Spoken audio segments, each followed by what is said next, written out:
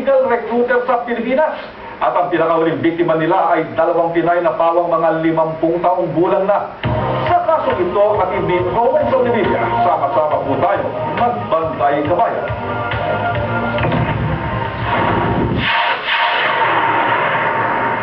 Magtatakang buwan na sa Filipino Workers Resource Center si Marites Turinday at Natividad Gabe. Hirap ng buhay sa Pilipinas na nagtulak sa kanila para mag-abroad. Bukod dito, may diabetes din ang asawa ni Marites. Gawa nga po, hirap ang buhay sa Pilipinas. Makasulungan na sa asawa na puto na yung sampaka. May sa gamot. Dahil nga diabetes, konektado lahat ang katawan pagka-diabetes yung sakit po. Nakumbinsi si Marites ng illegal recruiter na mag-abroad dahil maganda raw ang trabaho nila rito. Isang tao sa Manila na nagre-recruit na sabi direct hiring daw po. Hindi ko naman po alam na yung direct hiring na yun illegal, katulong daw po. So, ako naman para mapabilis ang pagpunta, nag-apply po ako. Ganito rin ang ipinangako ng illegal recruiter kay Natividad Gabe.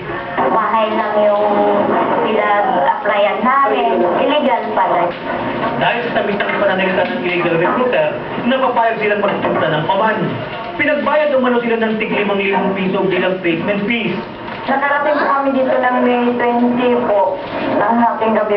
Dumating ako last March 24, 2009. May bagong modus operandi ang illegal recruiter para may puslit sila sa Pinas. Dahil hindi dumaan sa PUEA, tourist visa papuntang Bangkok ang dala nila at pag-alis ng bansa. Pagdating sa Bangkok, doon lang ibibigay ang visa papuntang Oman. Pero pagdating ng Oman, hindi sila nagustuhan ng kanilang mga amo. Nakaisat ka lang hating buwan na po ako doon dahil nga po yung asawa niyang lalaki ayaw daw ng Pilipinas. Sabi ng amo kong lalaki, gusto raw niyang magbata sa akin, sir, mga 35 lang daw ang kailangan niya. Dahil dito, ibinigay sila ng agency sa iba-ibang sponsor at pinagpatrabaho sila ng hindi sinusweldoan. Ano pong gagawin namin kung gano'n ng ganun po? Walang sahod. Kaya yan po, nagawa kong tumakas. Umalis kami dahil 5 employer na yung pinagbigyan sa akin. Hindi naman maganda sir ang trato nila sa akin. Nagpunta sila sa Filipino Workers Resource Center para humingi ng tulong. Humingi daw ng 700 reals ang nagdala sa kanila rito. Mabuti na lang at nakumbinsi ng mga opisyal ng embahada ang ahensya nila na huwag na silang singilin dahil wala silang pera. Nakumbinsi nila ang ahensya at sinabing sagutin na lang nila ang ticket pa uwi ng Pilipinas. Dahil sa kagustuhan makauwi, humingi ng tulong sa balitang Middle East ang dalawa. Kasama kami sa illegal recruitment.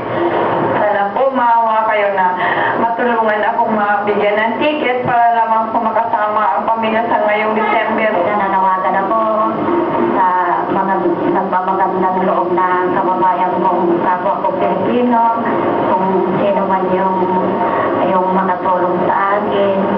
Maraming salamat po. Para sa mga nais tumulong, maaaring makipag-ugnayan kay Welfare Officer Dr. Amilito Adel sa telepono bilang